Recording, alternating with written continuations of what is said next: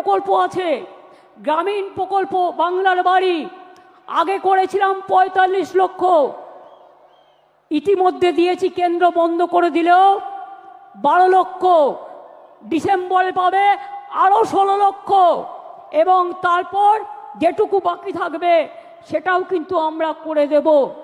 তাছাড়াও মনে রাখবেন, প্রায় বিধবা ভাতা দিয়েছি আমরা ২০,৬৪,০০০, বার্ধক্য ভাতা ৩৩,১৯,০০০, মানবিক ভাতা ৭,৬৩,০০০, এই রকম অনেক আছে।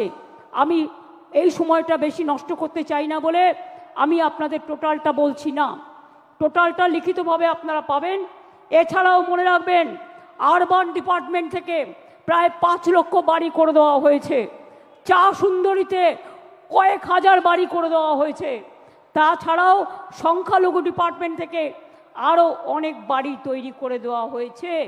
সুতরাং মনে রাখবেন, কাজকর্মে জগন্নাথ ধাম যেমন হয়েছে, মা কালী মন্দিরে স্কাই ওয়াকও হয়েছে, বেরিয়াল গ্রাউন্ডও যেমন হয়েছে, ফুরফুরা শরীফের উন্নয়ন বোর্ডও হয়েছে, পাথর চাপড়ির উন্নয়ন বোর্ডও হয়েছে।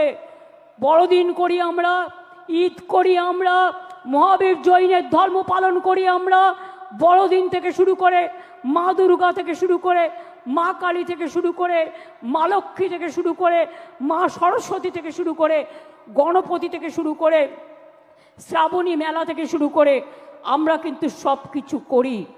আমি আপনাদের বলছিলাম যে আমরা প্রায় বেকারত্বের হার 40% কমিয়েছি।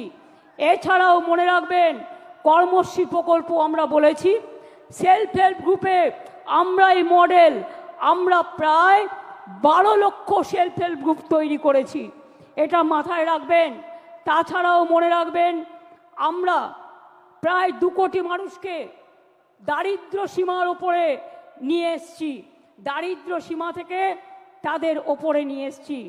সংখ্যালঘু থেকে শুরু করে স্বামী বিবেকানন্দ স্কলারশিপ থেকে সব কাজই আমরা করেছি, নতুন করে বলার অপেক্ষা রাখে না।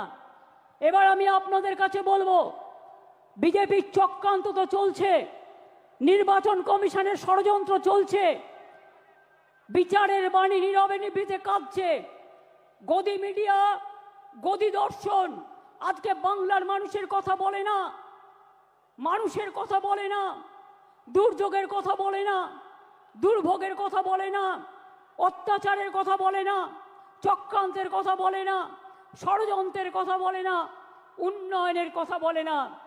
আগের বার বিদ্যাসাগরের মূর্তি ভেঙেছিল, আর এবার